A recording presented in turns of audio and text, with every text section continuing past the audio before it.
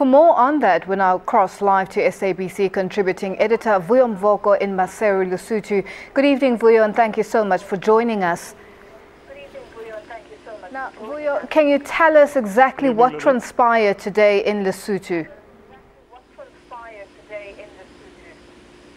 Well, as Yoli Sanjamela's story sums it all up, I mean, you had the Prime Minister really speaking to a whole range of issues. He obviously is aware and appreciates the pressures that Lesotho is under. That as a Prime Minister who is not a first-time Prime Minister in this country, he has a lot more to prove than perhaps was ever the case before. He said all the right things today.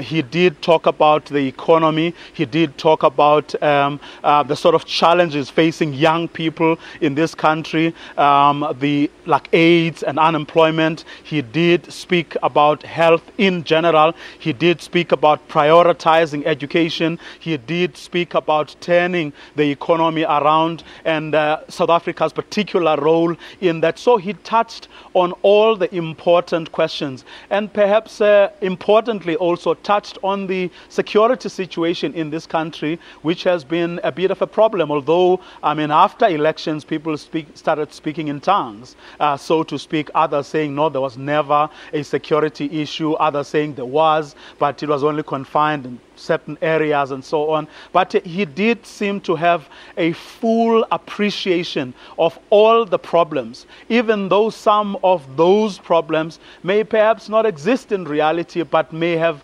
everything to do with perceptions. But the fact of the matter is that he touched on all of them. And I think everybody who listened to that speech had a full sense of appreciation of a man who was actually conscious of what was going on in this country, but who was also keen to actually deal with those problems, even if some of them may not be problems as such, but merely perceptions. But you also heard from the person who's going to be the leader of the official opposition in this country, also a sense of patriotism, if you like, but also a sense of magnanimity, even though he has been defeated, saying, look, we all have to work towards the common good, and that common good is the development of Lesotho, saying that even though they are going to be quite a strong and formidable opposition, they will do so constructively and they will do so responsibly. So encouraging words from both camps, so to speak, but I would say more so